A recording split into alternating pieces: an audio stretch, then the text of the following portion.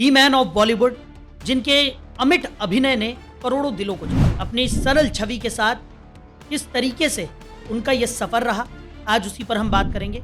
धर्मेंद्र जी, आज उनके सबसे बड़े फैन शशिकांत शर्मा जी हमारे साथ मौजूद हैं। मैं अपने आप को इतना बड़ा फैन नहीं मानता हूँ क्योंकि धर्म जी के सारे फैन एक ही बराबर हैं। आपको उनका सबसे बेहतरीन रोल कौन सा लगा? ये मेरे लिए बहुत एक अजीब सवाल है कि उनका सबसे अच्छा रोल कौन सा है। उन्होंने जितनी फिल्में की सब में उनका रोल मुझे अच्छा लगा। यही एक कलाकार है जिसके बारे में आज तक मैंने अपने 58 साल के करियर में किसी भी एक आदमी को कोई भी नेगेटिव रिप्लाई देते हुए या लिखते हुए नहीं देखा। लेकिन आप उनके साथ बहुत करीब से जुड़े रहे, आप कैसे देखते हैं उनके व्यक्तित्व? चाहे वो कितना बड़ा आदमी हो, चाहे वो मर्सिडीज में आ रहा हो या कोई आदमी पैदल आ रहा है या रिक्शे में आ रहा है, हर एक आदमी को अपने को एक ही तराजू में तोलना। आपने उन्हें एक भगवान का दर्जा दिया हुआ है अपनी जिंदगी में। 40 साल से मैं परेशान था, बेचैन था। कब मैं उनको मिलूंगा, कब उनको देखूंगा। इसी तरह से उनके पास ये मैसेज दिया कि शशि कहने को परेशान है। बाप को बेटे का दर्द कहने के से बैठे मांगा। उन्होंने मुझे पुनः आ जाए।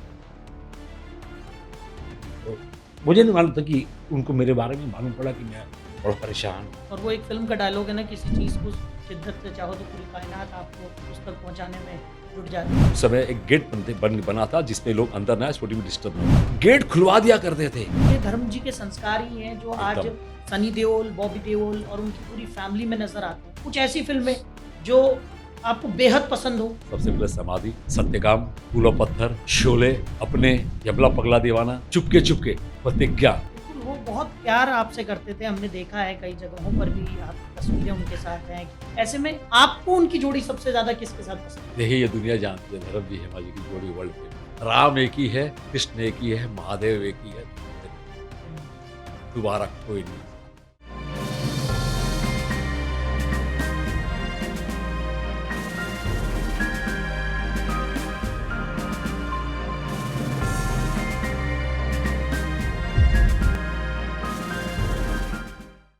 नमस्कार, डेली 24 भारत के स्पेशल पॉडकास्ट में आप सभी का स्वागत है। मैं हूं आपके साथ साहिल दुलिया।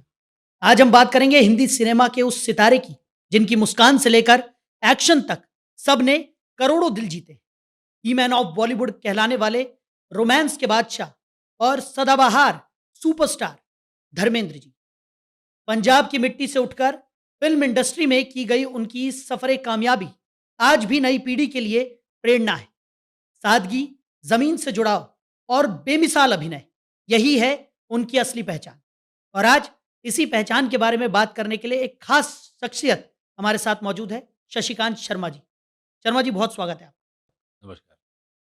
शशिकांत जी, धर्मेंद्र जी का जब नाम आता है, क्योंकि पंजाब की एक छोटी सी जगह से निकला हुआ एक इंसान जो बॉलीवुड में अपनी अमिट छाप छोड़ता है और करोड़ों दिलों को अपना कायल बना लेता है। ऐसे ऐसी शख्सियत जिनके लाखों करोड़ों फैन्स हैं और आप उनके सबसे बड़े फैन जाने जाते हैं, कैसा महसूस करते हैं? मैं अपने आप को इतना बड़ा फैन नहीं मानता हूँ क्योंकि धर्म जी के सारे फैन एक ही बराबर, धर्म जी ने सबको एक ही बराबर का सम्मान दिया है। चाहे वो छोटा हो चाहे बड़ा हो, लोगों ने कहा है वो बात अलग है, किंतु मैं नहीं मानता हूँ कि मैं ही अकेला बड़ा फैन हूँ। उनके सारे फैन, सब बड़े बड़े फैन, एक से एक धुरंधर है। मैं सबसे पहले तो उनको अपने परिवार की तरफ से और अपने पूरे फैंस क्लब की तरफ से, DSB Bangalore international fans club की तरफ से उनको हार्दिक श्रद्धांजलि देता हूँ, नमन करता हूँ। अच्छा, धर्मेंद्र जी की जब हम बात करते हैं तो क्योंकि जब उन्होंने अपने करियर की शुरुआत की थी, तो उन्होंने एक अलग आयाम सेट कर दिया था। जब हमने देखा कि एक हैंडसम सा नौजवान जिस तरीके से बॉलीवुड इंडस्ट्री में आता है, उनके रोमांस से लेकर उनके एक्शन तक, उनकी डायलॉग डिलीवरी तक, हर किसी की पूरी दुनिया फ़ैन है। हम देखते हैं, उनके अभिनय की किस तरीके से लोग प्रशंसा करते हैं, उन्होंने किस तरीके के अभिनय किए हैं, चाहे वो सीरियस रोल हो, चाहे वो कॉमेडी टाइप्स हो या मतलब अलग-अलग तरीके का वर्सेटैलिटी उन्होंने दिखाई है अपने अभिनय में। तो आपको उनका सबसे बेहतरीन रोल कौन-सा लगता है? नहीं, ये मेरे लिए बहुत एक अजीब सवाल है कि हुँ, उनका सबसे अच्छा रोल कौन-सा था? उन्होंने जितनी फ़िल्में की, सब में उनका रोल मुझे अच्छा लगता है। चाहे वो एक छोटा-सा रोल ही क्यों ना हो, कैरेक्टर रोल ही क्यों ना हो, चाहे सोलो रोल में क्यों ना हो। चाहे मल्टी स्टारर फ़िल्म क्यों ना हो, उनका हर फ़िल्म में मुझे रोल बहुत अच्छा लगता है। मैं कंपेयर नहीं करना चाहूँगा क्योंकि इतने बड़े इतना बड़ा नाम धर्मेंद्र सिंह देओल अपने आप में बहुत बड़ा नाम है। हुँ, और मैं इतना कहना चाहूँगा कि यही एक कलाकार है जिसको दुनिया चाहती है। बिल्कुल। यही एक कलाकार है जिसके बारे में आज तक मैंने अपने 58 साल के करियर में किसी भी एक आदमी को कोई भी नेगेटिव रिप्लाई देते हुए या लिखते हुए नहीं देखा। क्योंकि ये एक इतना खूबसूरत व्यक्तित्व है, जिसको बोलता है द गॉड गिफ्ट। भगवान जब ऊपर बैठते हैं तो सोचते हैं कि मैं कुछ ऐसी चीज़ बनाऊँ जिसकी दुनिया तारीफ़ करे। हुँ, तो वो चीज़ उन्होंने बनाई थी, वो चीज़ का नाम था धर्मेंद्र सिंह देओल। मैं इतना बड़ा तो नहीं होऊँगा कि मैं भगवान की बातें करूँ कि तो इतना कहना चाहूँगा कि ब्रह्मा, विष्णु, महेश और 33 कोटि देवी-देवताओं के बीच में एक भगवान और गिना जाता है, वो धर्मेंद्र सिंह। बिल्कुल, आपका जो भाव है उनके प्रति वो आपकी आँखों से झलकता है, जिस तरीके से हम आपसे बात कर रहे हैं और आप उनको याद करते हुए उनके बारे में बात कर रहे हैं, तो आपकी आँखों से साफ तौर पर झलक रहा है कि कितना मिस कर रहे हैं आप उन्हें और या उनके अभिनय को। क्योंकि एक बहुत बड़ी क्षति है ये बॉलीवुड के लिए भी। हमने देखा कि उन्होंने कितना लंबा डिकेड यहाँ पर बॉलीवुड इंडस्ट्री को दिया है और जिस तरीके का उनका अभिनय रहा, आज भी जो नई पीढ़ी के युवा कलाकार हैं, जो बॉलीवुड इंडस्ट्री को अपना रहे हैं, उनके लिए वो प्रेरणा के एक बहुत बड़े स्रोत हैं। उनसे बहुत कुछ सीखने को मिलता है क्योंकि हमने देखा है कि कितनी वर्सेटैलिटी उन्होंने अपने अभिनय में दिखाई है। उनके कुछ ऐसे रोल्स रहे जो आज भी लोगों के दिलों में ज़िंदा है।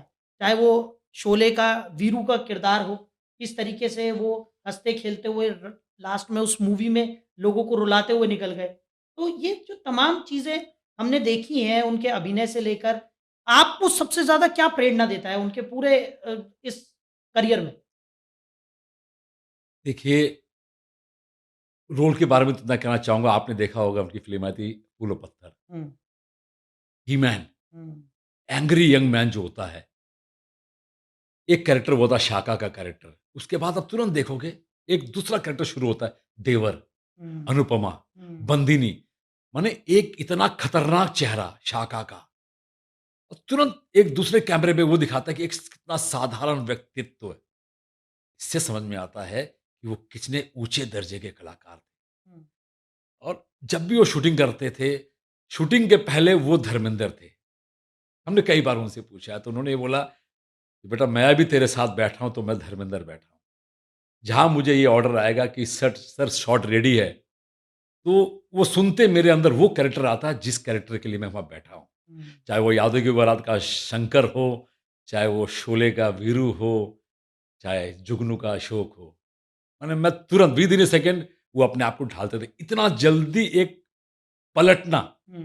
कैरेक्टर में, आई डोंट थिंक कि इंडस्ट्री में दूसरा कोई ऐसा कलाकार हो जिसको समय लगता है यहाँ से वहाँ जाते हुए। तो ये बस खड़े होते थे और एक्ट में घुस जाते थे, उस कैरेक्टर में आते थे। That is Dharmendra. तो यानी गॉड यही गिफ्टेड। यही सबसे एक कुशल अभिनेता की पहचान इसे एकदम, माना जा सकता है। एकदम, एकदम। और सिर्फ़ अभिनय के तौर पर ही नहीं, अगर हम उनके व्यक्तिगत जीवन की बात करें, तो वहाँ पर भी हर कोई उन्हें प्रेज़ करता है। हमने कई लोगों के मुँह से सुना है, आप उनके बेहद करीब रहे हैं, तो आपसे हम जानना चाहेंगे कैसा उनका व्यक्तित्व था? क्योंकि हम सब ने देखा है कि एक एंग्री यंग मैन के पीछे जो उनकी एक इमेज थी बॉलीवुड में, उसके पीछे एक सरल स्वभाव का व्यक्ति जो लोगों से गले मिलकर उनको अपना दीवाना बना देता था, वो हमने देखा है। चाहे वो एक छोटे तबके का इंसान हो या कोई बहुत बड़ी शख्सियत हो, सबसे एक तरीके से मिलना, गले लगना, उन्हें आशीर्वाद देना, उनके साथ घुल-मिल जाना, ये उनका एक व्यक्तित्व हमने देखा है। लेकिन आप उनके साथ बहुत करीब से जुड़े रहे, आप कैसे देखते हैं उनके व्यक्तित्व को? मैंने एक चीज़ उस महान व्यक्ति के अंदर एक चीज़ देखा है कि उनके दरबार में हर एक व्यक्ति का एक ही लेवल हुआ करता था। हुँ, चाहे वो कितना बड़ा आदमी हो, चाहे वो मर्सिडीज़ में आ रहा हो या कोई आदमी पैदल आ रहा हो या रिक्शे में आ रहा हो।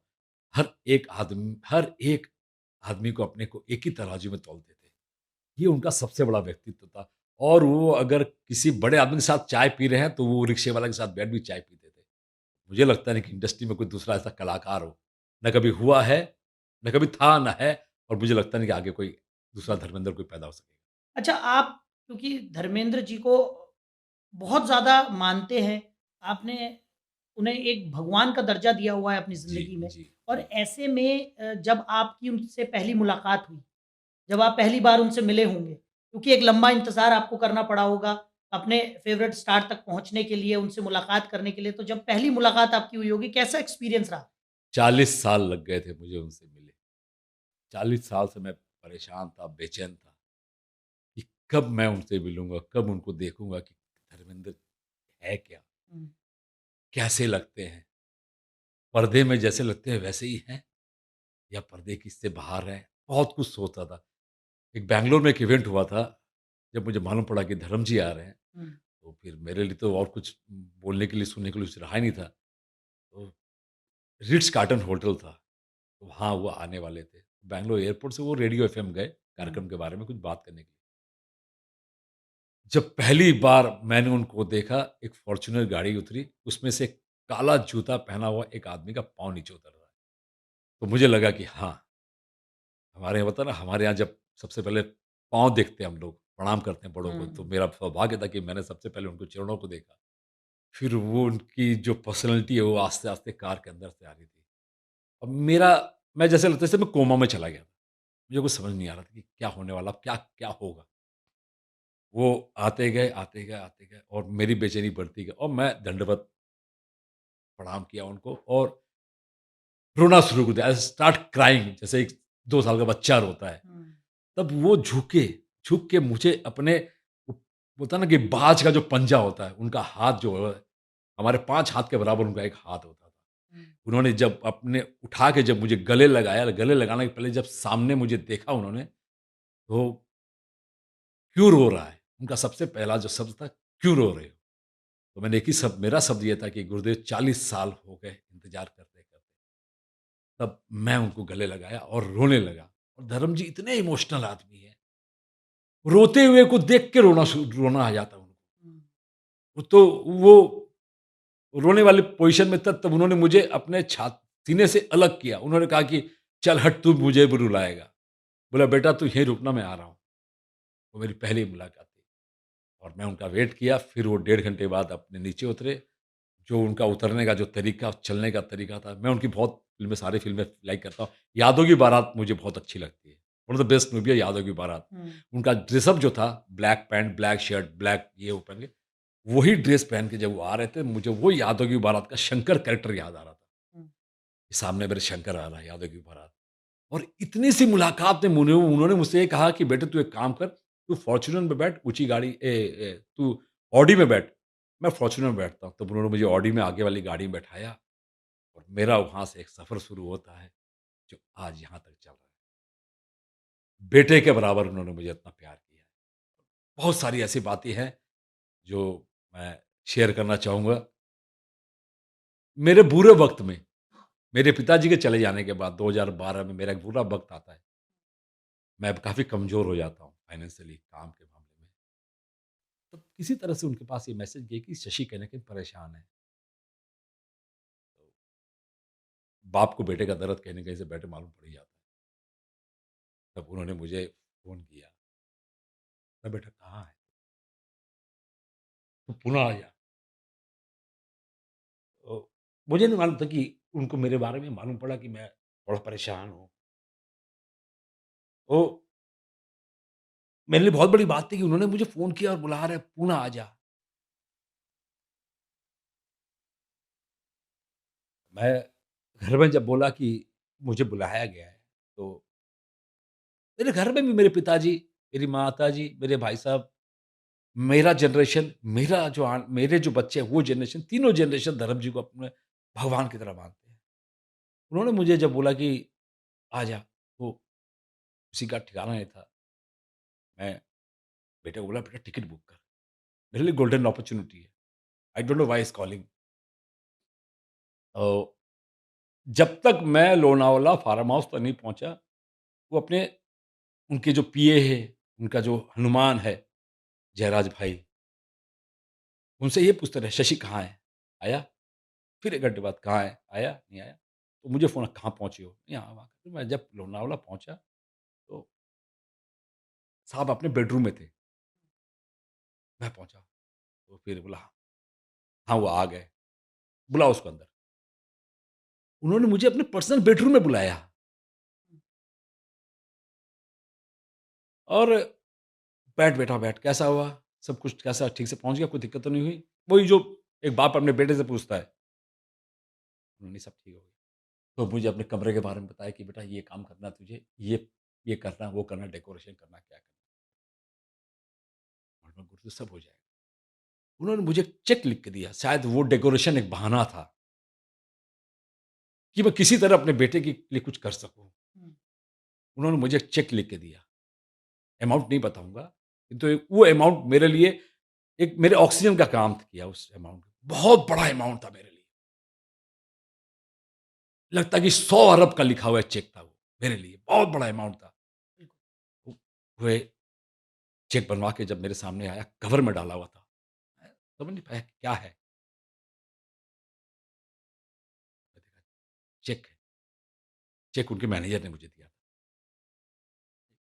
बोले अभी आपको बोले हैं एडवांस है, आप रख लीजिए। क्या-क्या ज़रूरत पड़ेगी बताइए। मैं समझ नहीं पा रहा था।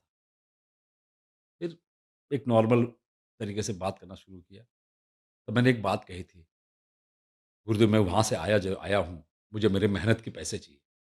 तो मुझे वो कैरेक्टर याद आता समाधि फ़िल्म का और फूल और पत्थर का, जहाँ पर वो मेहनत करके आते हैं, अपनी कमाई माँगते हैं विलेन से। तो मैंने उनसे कहा था गुरुदेव मुझे मेरी मेहनत की कमाई चाहिए। बोले बेटा हमको समझा नहीं। बोले मुझे अभी ₹11 चाहिए। बोला हाँ बेटा जितना चाहे उतना ले ले। तो उन्होंने मुझे कहा कि बेटा तू रात को यहीं रुकेगा।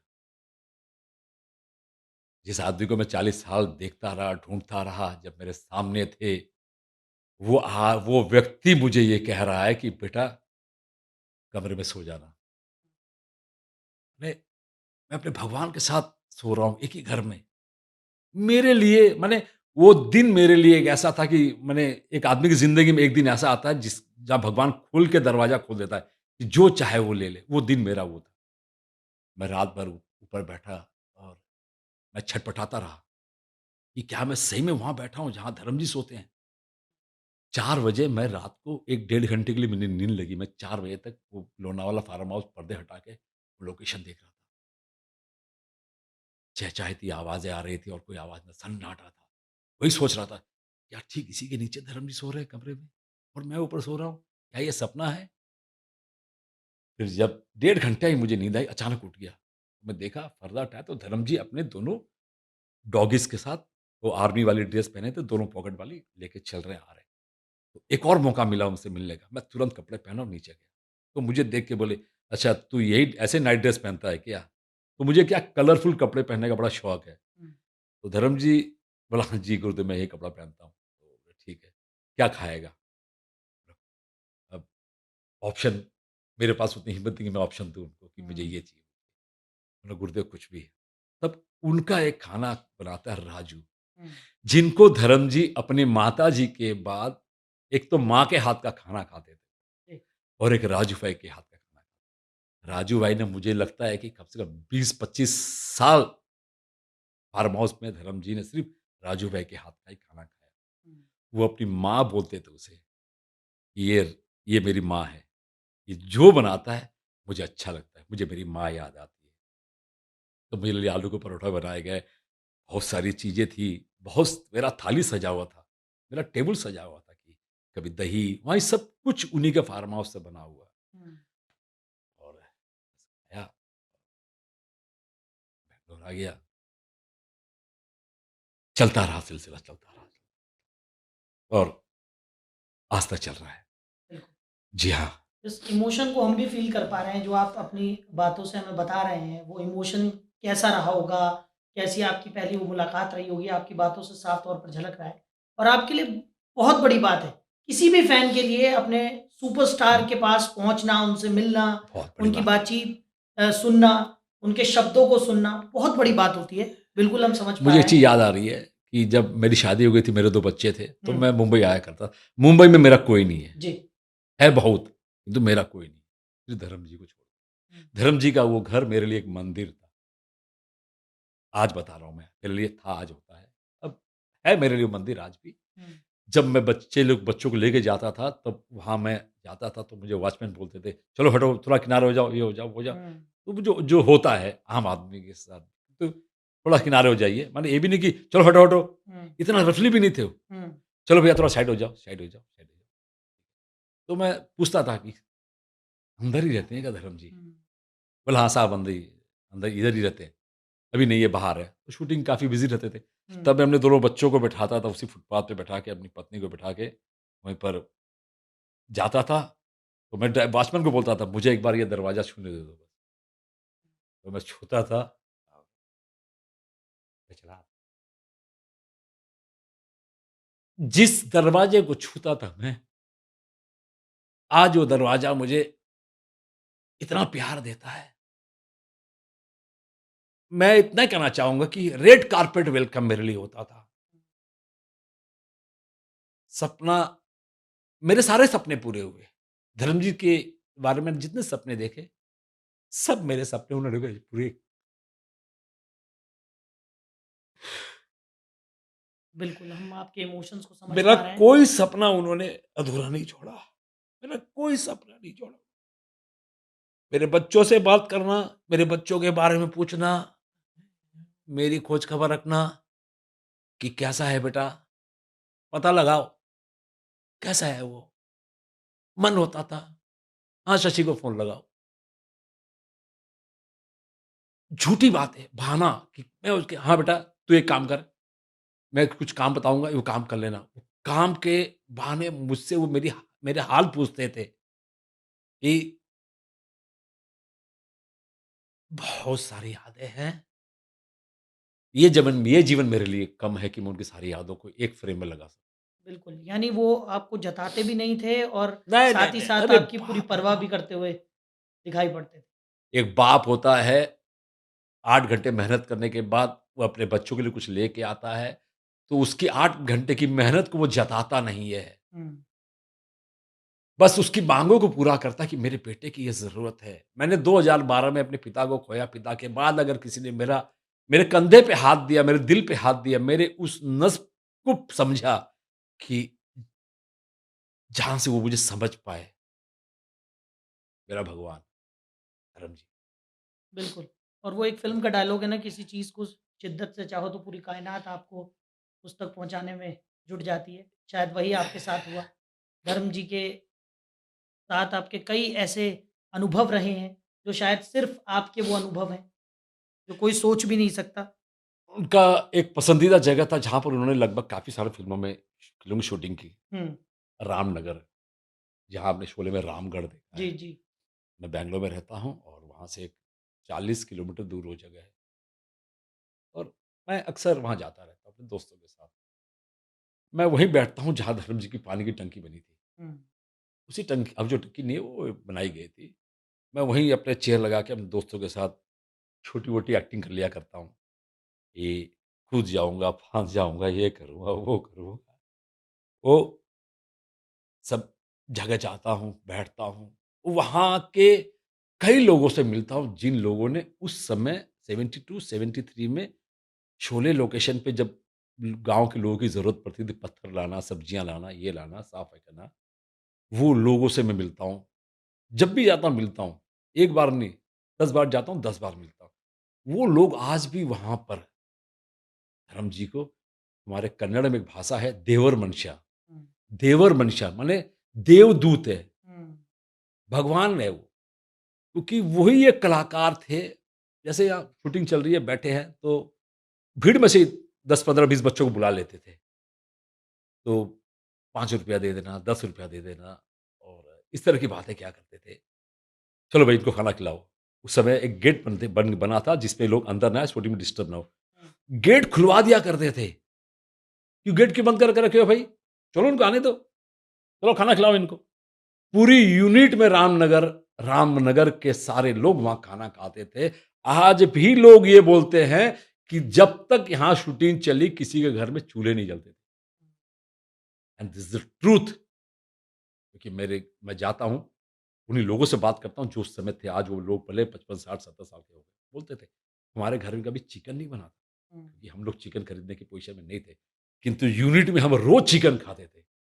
जब जब हुआ, धर्म जी 5 रुपया दिए, 10 रुपया, 20 इसीलिए लोग भगवान बनाए नहीं जाते, भगवान बन जाते हैं। बिल्कुल। जी। और शोले के वीरू का किरदार जैसे कि हमने पहले भी ज़िक्र किया, वो तो आज भी सबके दिलों में अमर है। ज़िंदा है, अमर है। और भले ही धर्मेंद्र जी हमारे साथ अब नहीं हैं, लेकिन कहीं न कहीं उनकी यादें जो हैं वो हमेशा हमारे दिलों में बरकरार रहेगी। और नई पीढ़ी के लिए भी एक बहुत बड़ी प्रेरणा है, क्योंकि हमने देखा कि कितना लंबा समय उन्होंने बॉलीवुड को दिया। बॉलीवुड के कई दिग्गज अभिनेता हैं जो उनकी तारीफ़ करते हुए नज़र आते हैं, जो उनके साथ अपने किस्से शेयर करते हुए दिखाई देते हैं। जैसे आपके साथ भी उनके कई किस्से यहाँ पर जुड़े हुए हैं। धर्मेंद्र जी की फैमिली की अगर हम बात करें तो एक बहुत ही बहुत डिसिप्लिन्ड वैल्यूएबल फैमिली है। फैमिली यहाँ पर देखने को मिलती है। जी हाँ। अपने उनके खुद के अपने जो रूल्स रेगुलेशंस हैं, जिस तरीके की उनकी लेगेसी रही है, उसकी भी बातें बॉलीवुड इंडस्ट्री से लेकर हर जगह होती हैं। उसको लेकर क्या कहेंगे? देखिए, धर्म जी के पिताजी, बाबूजी एक स्कूल टीचर थे। एक टीचर जब के हाथ में जब हज़ारों बच्चों का भविष्य होता है, तो आपको मालूम होना चाहिए कि उन्होंने अपने बच्चों के भविष्य को कैसे बनाया। बिल्कुल। कैसे संस्कार जो उनको उनके पिताजी से मिले, वो संस्कार उन्होंने कैसे अपने बच्चों को दिया और अपने पोतों को दिया है, ठीक है?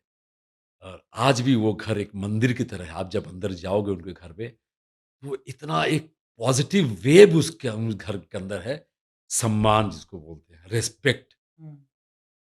हर आदमी। आओ बैठो, पहले पानी पिलाओ, चाय पिलाओ, हमें खाना खिला के भेजना। 24 घंटे में 16 घंटे अन्नपूर्णा का वास अगर है, अन्नपूर्णा का वास, तो वो धर्म जी के घर पे 16 घंटे चूल्हा जलता है, खाना बनता ही रहता है, बनता ही रहता है। कोई आता रहता है, कोई आता रहता है। और बात करना चाहूँगा सनी सर की बात। सनी सर आज भी वही सनी देओल है, जो 60 साल पहले थे, 65 साल पहले थे। आज भी अपने पिताजी के सामने जिस तरह से एक विद्यार्थी अपने शिक्षक के सामने नतमस्तक होके खड़ा होता है, हुँ। सनी सर आज भी अपने पिताजी के पास नतमस्तक होके खड़े होते हैं। चाहे वो बॉबी सर हो, चाहे वो सनी सर हो, पूरा परिवार इतना संस्कारी परिवार था। और उनको देख के आज बॉलीवुड बहुत कुछ उनसे सीखा है, कि सम्मान कैसे किया जाता है। बॉलीवुड झुकता है उनके क्वालिटी के सामने, उनकी बातों को देख के। इसीलिए आज मैंने ये भी कहा कि दुनिया में शायद ही कोई आदमी होगा जो धर्म जी के बारे में एक छोटी भी लाइन गलत हुँ। बोली होगी, क्योंकि उन्होंने ऐसा किया नहीं। सबको मानने वाला, सबको चाहने वाला, ये धर्म जी के संस्कार ही हैं जो आज एकदम। सनी देओल, बॉबी देओल और उनकी पूरी फैमिली में नज़र आते हैं।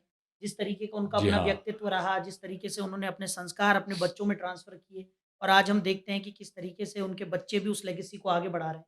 है ना? जी। और हम अगर बात करें क्योंकि धर्मेंद्र जी क्योंकि काफ़ी ज़्यादा इमोशनल माहौल हो गया है, जिस तरीके से आप चीज़ें याद कर रहे हैं। लेकिन कुछ बहुत अच्छी यादें भी उनके साथ हैं। जी, बहुत अच्छी याद है। जैसे कि अरे! उनकी फ़िल्मों की अगर हम बात करें, कुछ ऐसी फ़िल्में जो आपको बेहद पसंद हो, क्योंकि बहुत सारी फ़िल्में हैं, आपको बहुत सारी फ़िल्में क्योंकि आप उनके सबसे बड़े फ़ैन हैं, आपको बहुत सारी फ़िल्में पसंद आती होंगी। मुझे लेकिन स कुछ ऐसी फ़िल्में होती हैं ना, जो हमेशा यादगार रहती हैं। काफ़ी सारी फ़िल्में हैं, जैसे मैं अब आपने कहा है, जैसे उनके 350 से ज़्यादा जो फ़िल्में काम की, सारी फ़िल्में मुझे पसंद, किंतु हुँ, मैं चंद फ़िल्में कहूँगा, जो मेरे गुरुदेव को भी पसंद थी, मैं उनके बारे में ज़िक्र भी किया करता था। सबसे पहले हुँ, समाधि, सत्यकाम, फूल और पत्थर हुँ, और शोले, अपने, यमला पगला दीवाना और चुपके चुपके, हुँ, प्रतिज्ञा और याद नहीं आ रही, इतनी सारी फ़िल्में हैं, जुगनू है, बिल्कुल। आज़ाद है, रज़िया सुल्तान है। क्या खूबसूरत कैरेक्टर था याकूत का, रज़िया हुँ, सुल्तान में। सारी सारी ये 10 मेरी कुछ अच्छी। मैं एक चीज़ और शेयर करना चाहूँगा धर्म जी के साथ बारे में। मैं हम लोग सब अपने फैन्स क्लब लोग धर्म जी का बर्थडे सेलिब्रेशन करते हैं 8 दिसंबर। हुँ, पिछले कई सालों से मैं अपने दोस्तों के साथ जो धर्म जी के चाहने वाले हैं, बड़े-बड़े फैन्स, हुँ, सब मिलके एक सेलिब्रेट करते हैं, आए हैं। और वो आज है या नहीं है मुझे उससे कोई मतलब नहीं, किंतु आज भी वो मेरे पास है, मेरे साथ है। मैं यहाँ बैठा हूँ तो मेरे साथ बैठे हैं वो। हुँ, ये मेरी आवाज़ अगर आ रही है तो वो कहीं न कहीं मुझे पुश कर रहे हैं, कि बेटा मेरी आवाज़ तू बंद, तू सामने बोल। अब तो केक लाते थे हम लोग, तो हर बार उनकी जितनी उम्र होती थी, चाहे 87 साल हो, 88 साल, 79 साल, 89 अधूरा रह गया। अधूरा 1 साल के लिए रह गया, अगले साल 90 किलो का केक फिर बनेगा, बनाएँगे हम ज़रूर। इस बार भी हमने ऑर्डर दे दिया था, 90 किलो का केक का भी दिया था, 90 फीट इलायची का माला जो हमारे बैंगलोर में बनता है, इतनी मोटी-मोटी लेयरें होती हैं, 90 फीट का हमने माला का भी दिया था और ये एक अच्छा सेलिब्रेशन होगा, बड़ा फिर इस बार उन्होंने मुझे कहा था कुछ दिन पहले कि बेटा तू इतना बड़ा केक बनाता है, मुझे काटने में दिक्कत होती है, अगले बार तू तलवार लेके आना, मैं तलवार से केक काटूँगा। सब कुछ बातें आज याद आती है और एक चीज़ के लिए मैं अपने आप को ये सौभाग्यशाली मानना चाहूँगा कि जब भी उन्होंने केक काटा, जब भी वो केक काटते थे, सन्नी भैया भी बगल में होते थे। उनका देखिए परिवार को किस तरह से उन्होंने समझाया है कि किस तरह से पाला है। पहला केक काटने के बाद वो पहली बाइट, पहला जो टुकड़ा होता था वो मुझे खिलाते थे। एक पिता ही अपने बाप के लिए करता है।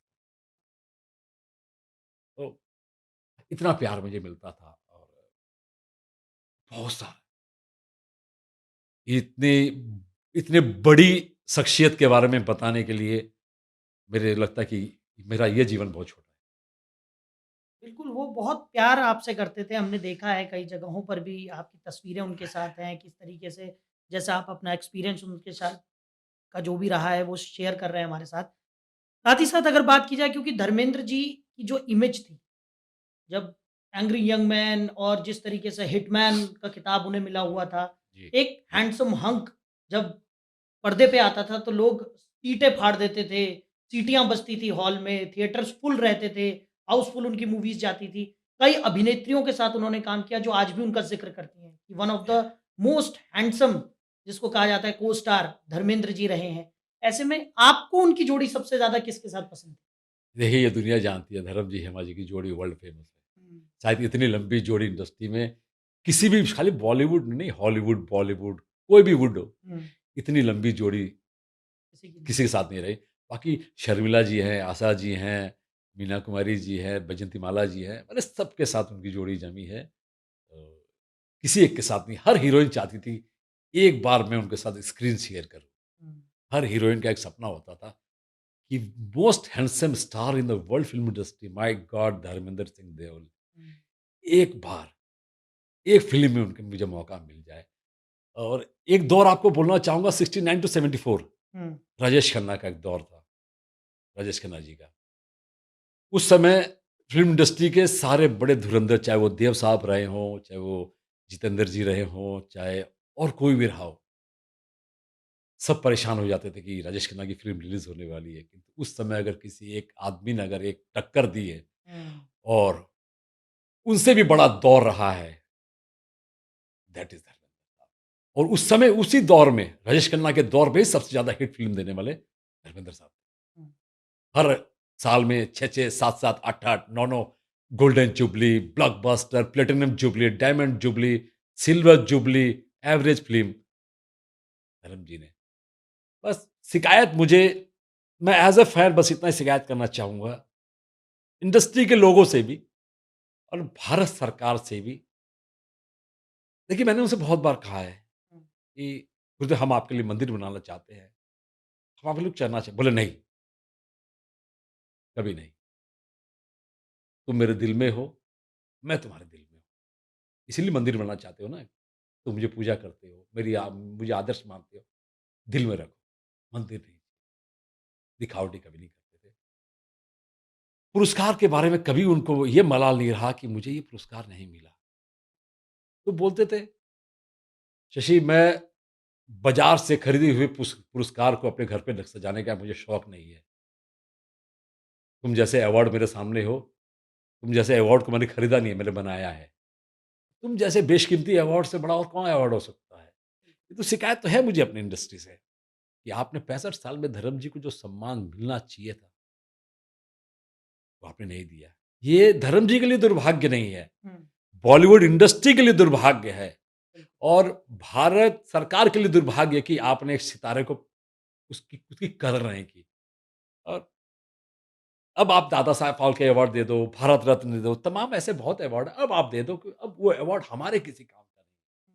मेरी मेहनत का अवार्ड मुझे नहीं मिला, मैंने मेहनत की, मुझे मेहनत का पैसा मुझे नहीं मिला, मेरे जाने वक़्त किसी और को मिल गया तो फिर वो उसकी उसकी कीमत नहीं है। जी।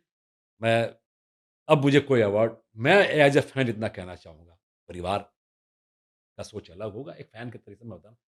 अब अगर भारत सरकार भी कोई अवार्ड देती है, अगर बॉलीवुड इंडस्ट्री भी कोई अवार्ड देता, तो वो अवार्ड हम फैन्स को स्वीकार नहीं होगा, चाहे वो कितना लेकिन बड़ा अवार्ड लेकिन हो। शायद यही उनकी विनम्रता और सरलता थी कि उन्हें एकदम। कभी किसी चीज़ का लोभ नहीं नहीं, रहा। नहीं, नहीं, उन्होंने बस अपना काम वो करते रहे और यही वजह है कि आज वो लाखों दिलों की धड़कन है, एकदम, करोड़ों दिलों की धड़कन है। लोग उन्हें इतना पसंद करते हैं, कई लोग उन्हें पूजते हैं। आज भी उनके नाम के कई घरों में दिए जल रहे होंगे मैं तो एकदम जल कहूँगा। रहे हैं, एकदम बिल्कुल। जल रहे हैं। और जिस तरीके का उनका एक अभिनय रहा है, इतना बड़ा डिकेड आज भी कई जो बॉलीवुड के जो नए कलाकार हैं, वो आज भी उनसे प्रेरणा लेते हैं और एक सवाल मेरा ये है कि जो न्यू कमर्स आ रहे हैं, हुँ। क्या आपको लगता है कि कोई धर्मेंद्र जी जैसी एक्टिंग, धर्मेंद्र जी जैसे वो व्यक्तित्व अपने अंदर ला पाएगा? राम एक ही है, कृष्ण एक ही है, महादेव एक ही है, धर्मेंद्र एक ही है। हुँ, दोबारा कोई नहीं आ सकता। कोई कितनी भी कोशिश कर ले, कितना भी कोशिश कर ले, किसी भी लेवल पे चले जा, दोबारा धर्मेंद्र नहीं आ सकता इंडस्ट्री में। वर्ल्ड फ़िल्म इंडस्ट्री की बात कर रहा हूँ मैं, दोबारा ऐसा कैरेक्टर अब नहीं आएगा। हुँ, मेरा छोटा-सा किस्सा याद आ रहा है, एक दोस्त था, उनका फैन था, हुँ, बैंगलोर में। धर्म जी शूटिंग कर रहे थे आग ही आग की रामनगर में, हुँ, ठीक है? उसके भाई की शादी थी, प्रकाश नाम था उसका, सिंधी लड़का था। जी, तोतलाता था, थोड़ा हकलाता था। तो वो कार्ड लेके गया। धर्मजी अशोका होटल में ठहरते थे बैंगलोर के और टॉप फ्लोर में उनको रहने का बड़ा शौक था, क्योंकि वो प्रकृति से बहुत प्यार करते थे। जैसे हुँ, आपने देखा होगा हुँ, लोनावला में, जी, पर्दे हटा देते थे, खूबसूरत माहौल। बैंगलोर उनका सबसे पसंदीदा जगह था, मुंबई के पंजाब के बाद मुंबई, मुंबई के बाद बैंगलोर।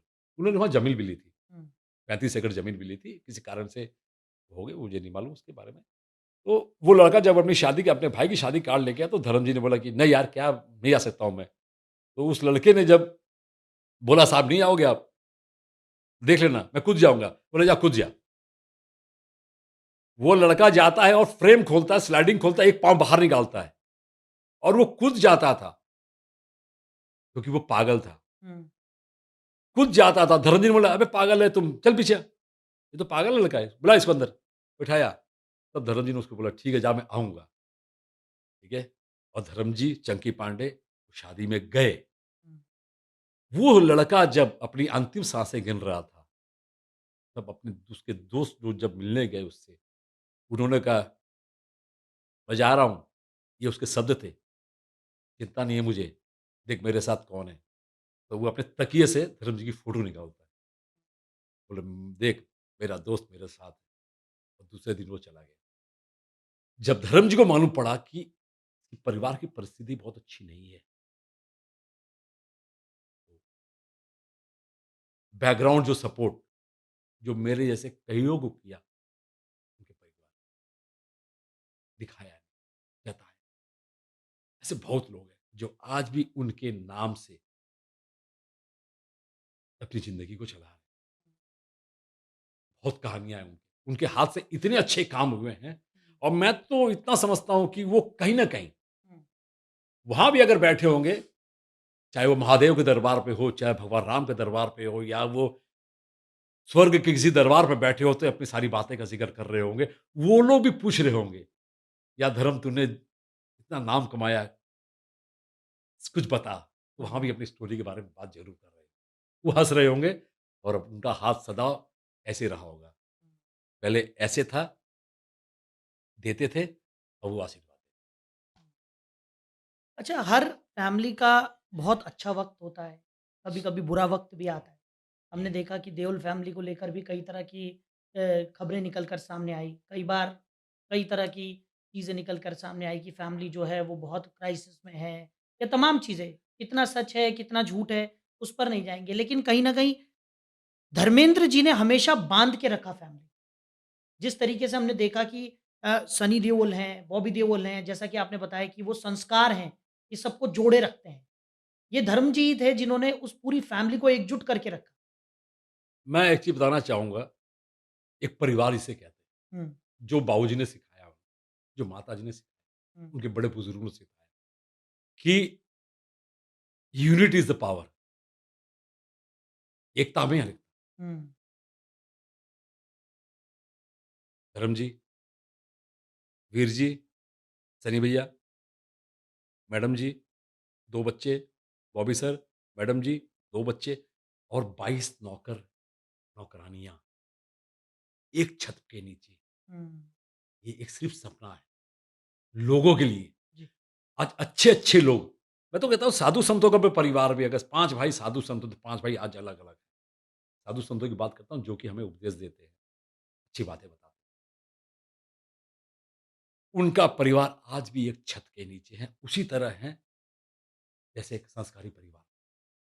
घर के बाहर जाना तो बड़े-बुजुर्ग को पूछ के जाना, घर कोई काम आता है, कोई काम जाता है, पूछते हैं कि ये काम आया है, सारी बातें होती हैं, टेबल पे बातें होती है, हुँ, तो ये संस्कारी तो है। बिल्कुल। और देवल्स कभी भी क्राइसिस पे नहीं रहे, हुँ, देवल्स कभी क्राइसिस पे रहेंगे भी नहीं, हुँ, क्योंकि उस घर से इतने अच्छे काम हुए हैं, इतने इतना लोगों ने आशीर्वाद दिया है, इतना प्यार मिला है उनसे, वो घर में कभी भी क्राइसिस नहीं रहेगा। जहाँ 18 घंटे अन्नपूर्णा का वास होता हो, हुँ, वो घर कभी क्राइसिस नहीं जी। और अगर हम बात करें क्योंकि मैं बार-बार ज़िक्र कर रहा हूँ कि कई लोगों की प्रेरणा धर्मेंद्र जी रहे हैं। आज भी लोग उनको उनके अभिनय के लिए, उनके सरल व्यक्तित्व के लिए, उनकी विनम्रता के लिए आज भी याद करते हैं। आपको क्या लगता है कि सबसे अच्छी क्वालिटी धर्मेंद्र जी की क्या रही कि लोग आज भी उन्हें याद कर रहे हैं और अलग-अलग जगहों पर हम देख रहे हैं कि अ, जब ये दुखद है। घड़ी जी, सामने आई उसके बाद से लगातार हम देख रहे हैं उनकी श्रद्धांजलि के लिए तमाम तरीके के कार्यक्रम आयोजित किए जा रहे हैं, अलग-अलग जगहों पर कार्यक्रम हो रहे हैं, आप भी कई कार्यक्रमों में शामिल हो रहे हैं। हम जी। लगातार देख रहे हैं कि अब आने वाले समय में भी उन्हें याद किया जाएगा, तो उनके लिए तमाम तरीके की सम्मान समारोह यहाँ पर आयोजित किए जाएँगे। क्या वो क्वालिटी उनके अंदर थी आपके हिसाब से? देखिए, बहुत पुरानी कहावत है कि जब तक सूरज चाँद रहेगा, भगवान तेरा नाम रहेगा, फलाना-ढिकाना नाम रहेगा। मैं तो इतना ही कहना चाहूँगा, दिल से अगर एक बात बोलूँगा, जब तक सूरज चाँद रहेगा, धर्मेंद्र सिंह देओल तुम्हारा नाम रहेगा, हुँ, ठीक है? उनकी जो सबसे बड़ी क्वालिटी थी, लोगों को गले लगाना, लोगों की दुःख को सुनना, उस दुःख को सुन के उस आदमी के दुःख को, तकलीफ को दूर करना, ये भगवान ही करते हैं। इसीलिए वो आज दुनिया के सबसे चहेते हैं। मैं यंग जनरेशन, जो आज यंग स्टार्स आ रहे हैं, हीरोइन्स हो या हीरोज़ हो, कम से कम आने के पहले धर्म जी के बारे में ज़रूर पढ़ें कि किस तरह से उन्होंने अपनी लाइफ़ को स्ट्रगल किया है, कैसे फुटपाथ पे रह के उन्होंने ज़िंदगी को काटा है। एक इतने अच्छे परिवार से निकले हुए, संस्कारी परिवार से निकला हुआ लड़का रेलवे स्टेशन पे सोया है, बस स्टैंड पे सोया है, काम ढूँढता रहता था, कई दिन भूखे रहे। आज मेहनत रंग लाई है, ईमानदारी से की हुई मेहनत रंग लाती है। आप लोग भी अगर काम करें, ईमानदारी से काम करें, अवार्ड के पीछे ना भागें, क्योंकि धर्म जी पहले बोलते थे कि मैंने कभी अवार्ड के पीछे भागा नहीं। अगर मैं भागता, तो हिंदुस्तान का शायद ही कोई ऐसा अवार्ड हो जो मेरे घर पे ना होता। मैंने सिर्फ़ अपने काम की पूजा की है, अपने फैन्स को अपना माना है, इसीलिए मैं 65 साल तक तुम लोगों के दिलों पे राज किया। ये बोलना।